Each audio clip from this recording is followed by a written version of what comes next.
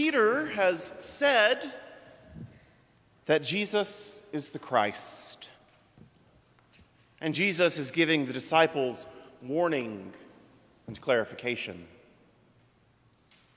He is the Messiah and not the one they're expecting.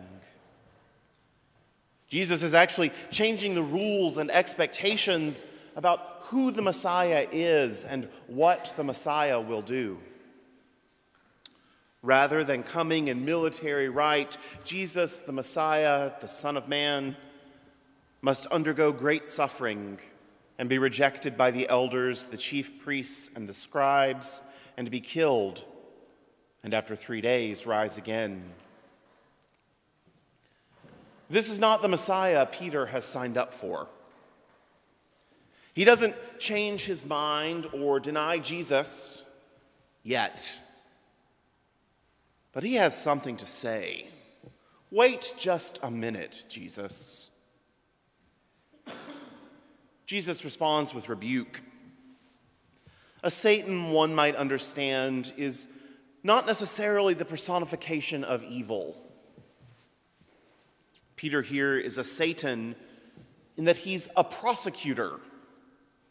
He's not necessarily intentionally putting Jesus on trial. Jesus is facing a test even now and directs himself and redirects Peter to God's divine plan.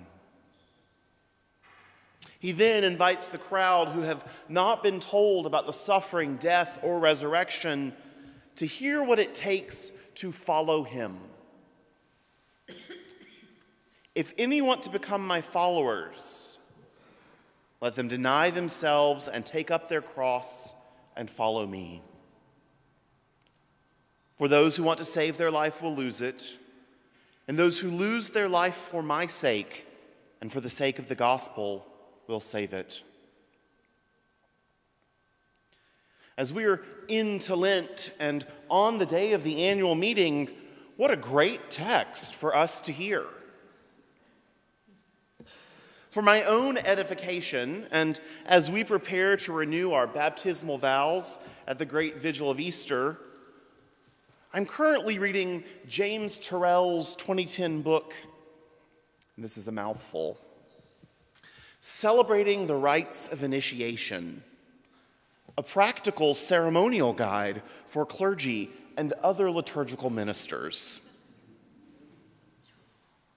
He spends a lot of time on who should be confirmed and when, but that is above my pay grade. What he makes clear, though, is that the norm of our prayer book, the expectation of how things will play out, even when the numbers don't show it yet, the norm is that baptism is primarily conveyed to adults. That's the future the prayer book is planning for, and I think rightly so. He doesn't argue against infant baptism by any means. Rather, he sees it as a pastoral exception to the norm for those whose parents are steady and devout, like when whole households were baptized in the early church. Confirmation, reaffirmation, and reception, he suggests, are simply reaffirmations of baptismal vows in the presence of and with the blessing of a bishop.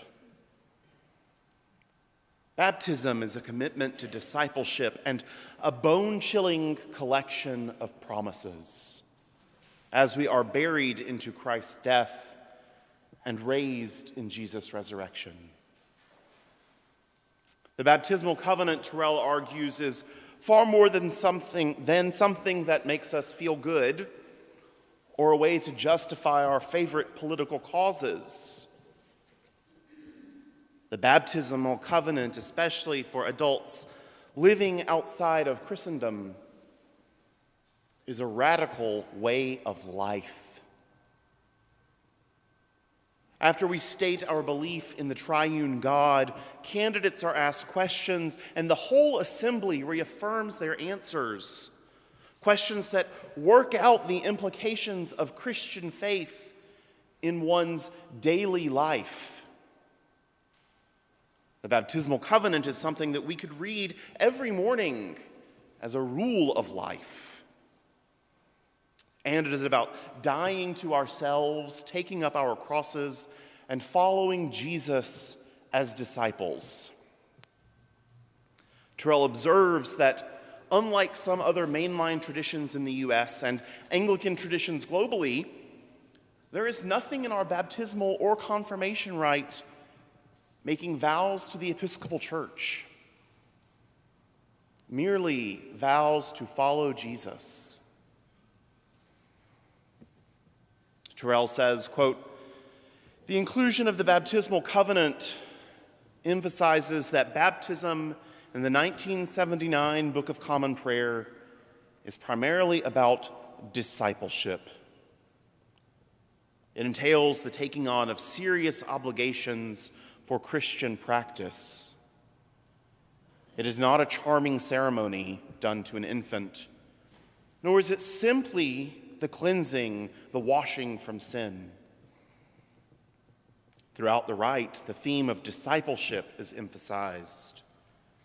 In the welcoming of the baptized, the assembly invites the neophytes, the new Christians, to confess the faith of Christ crucified, proclaim his resurrection, and share with us in his eternal priesthood." As we think about how we follow Jesus, I want us to wonder how we have to lose ourselves, what we have to deny to be in greater service to God and our neighbors. As we look forward to the font and the resurrection, where baptismal reaffirmation is mandated at the vigil if there aren't candidates for baptism. It's an option on the other baptismal days and mandated at the vigil. We're called to wonder about how we are being Jesus' disciples. That's why it's good that we're hearing this on the day of the annual meeting. Even with its delay, one thing we've sacrificed is plans. Thank you for your flexibility as we had to move the annual meeting by a week. My asking us to wonder about discipleship isn't saying that we're bad at it. This is not a Lenten sermon about how much we are terrible at following Jesus. Instead, it's an invitation to notice how we do let ourselves get caught up in God's work in the Spirit here and now, but also wonder where we might face resistances, where we might have snags. Putting together the annual report, as reports from so many ministries came in, it's clear to see that we are not ashamed of Jesus and strive to do the work we have been given to do. During the business portion of the annual meeting, we are going to hear about ups and downs from this year. We ran a capital campaign with a goal of pledges for $35,000. We got closer to $50,000. And in this year, we are giving up some of my time to be good stewards of what's been entrusted to us by this congregation and those who have come before. The Bishops' Committee did hard work, making sacrifices in the budget. There's denying ourselves like Jesus calls us to do. We've also gotten 2 new pledges within the last few weeks. Jesus tells the crowd, if any want to become my followers, let them deny themselves and take up their cross and follow me. For those who want to save their life will lose it, and those who lose their life for my sake And for the sake of the gospel, we'll save it. Following Jesus leads to one place: the cross and the cruciform life. The cross, however, isn't the end.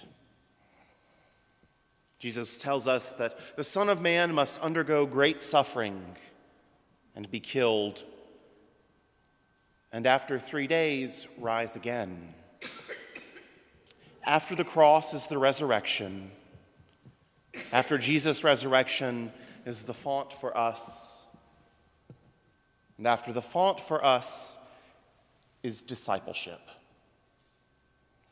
This is the life to which we have been called. Amen and amen.